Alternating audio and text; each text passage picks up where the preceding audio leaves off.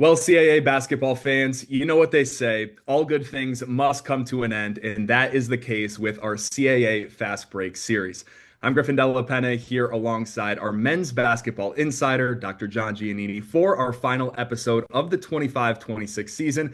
And coach, this absolutely flew by doing this with you, but it wasn't as fast as your answers to my rapid fire questions. So we'll begin with your stat of the week. North Carolina A&T making 66.7% of their shots, a perfect two-thirds.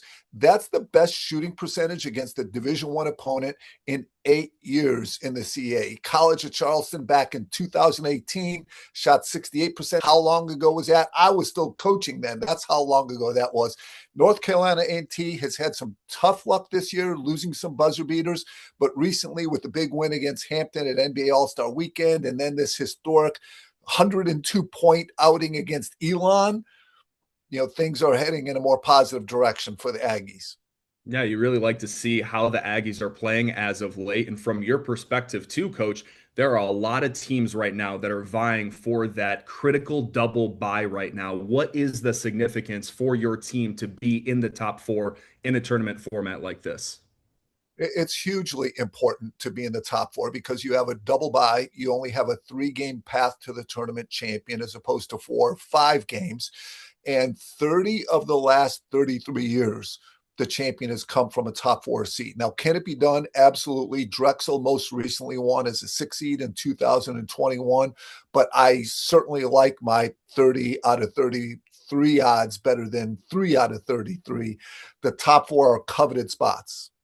And right now, it's just so jumbled up between Hofstra at 3 and Campbell at 7 that in these final 3 games, we could see all of those current standings right now shake out in a different way.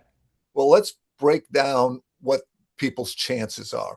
UNCW and Charleston are locked into a double bye spot. So everyone else is fighting for 3 and 4. Hofstra is currently in the 3rd spot, and they're in good shape. Number one, they're playing really well. They've won 6 of their last 7, and 5 of those wins by double figures. As I talk to the coaches, most people put Hofstra more in the category with UNCW and Charleston as favorites maybe to win the tournament than battling for that double bye. And their 2 games left are at home. So only 2 games to go. Drexel and Stony Brook, both tough games, but they're in the driver's seat. Behind them, then, that battle for 4th is got another 5 teams with a great chance. And let's start with Stony Brook. What's good about them is they're sitting at 9 wins. Hofstra's at 10, but Stony Brook has 3 games left. More opportunities left is a good thing. The tough thing is 2 of those 3 are on the road, at Monmouth, at Hofstra, really tough games, and Towson at home. The challenge with Towson is Coach Scary has a veteran, physically tough team with an identity. They have not achieved what they've wanted in the regular season, but they're all about peaking for the conference tournament. So Towson will come with a lot of energy trying to finish strong. Then also with 9 wins, but only 2 games to go, is Drexel. And they are very much in control because they're playing Campbell and Hofstra, 2 of the other teams in the mix there. Right below them, then, we get to the 8-win teams. Monmouth, I love Monmouth's schedule. Number one, they have 3 opportunities. 2 of them are at home, and the road games at Northeastern, who's injury plagued. So I like Monmouth. Of the 8-win teams, you have to like their schedule the most. Campbell is a 7-win team, so they have a harder road to go. 3 games left, 2 of them on the road. William and Mary also only 7 wins. Campbell and William and Mary really probably need to win out. William and Mary, that's very realistic because they have 2 home games, and then they go to A&T, who we already talked about is tough. But with 2 home games and going at A&T, William and Mary really realistically has a chance to win out, but they're going to need some help with those people ahead of them with 8, 9, 10 wins, losing some games. A fantastic breakdown, and that comes to no surprise from, again, number 3 to 7 and how tight it is right now in the men's basketball standings in the CAA. Out of that group, though, Coach, there are a few that are playing in our Thursday slate. So which one of those games really stand out to you?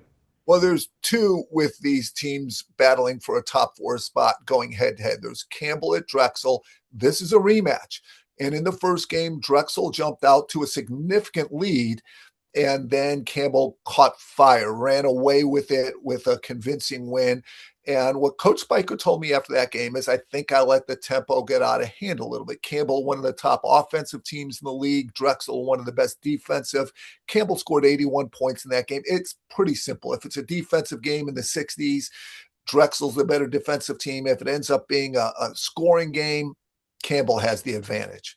So then the other game with two teams involved is Stony Brook Monmouth, also a rematch. Game one, 76-75, Monmouth winning that. So we know these teams are evenly matched. Also, since then, Monmouth has added Kavia and McLean to their lineup, so there's a little bit of an extra advantage for them there. It's also at home for Monmouth, so some things definitely going in Monmouth's favorite. But Stony Brook with Eric Pratt, he just had over 30 again this weekend. They're the top 3-point shooting team in the CAA, so you certainly can't overlook them at all. That should be a really good one. Both of those games tip off at 7. And another note, too, UNCW with a win and a Charleston loss can clinch the regular season title. Again, that's going to do it for our final episode of CAA Fast Break. Thank you for following along all season, and we will be in Washington, D.C. in just a week, folks. It's going to be a great tournament. We'll see you then.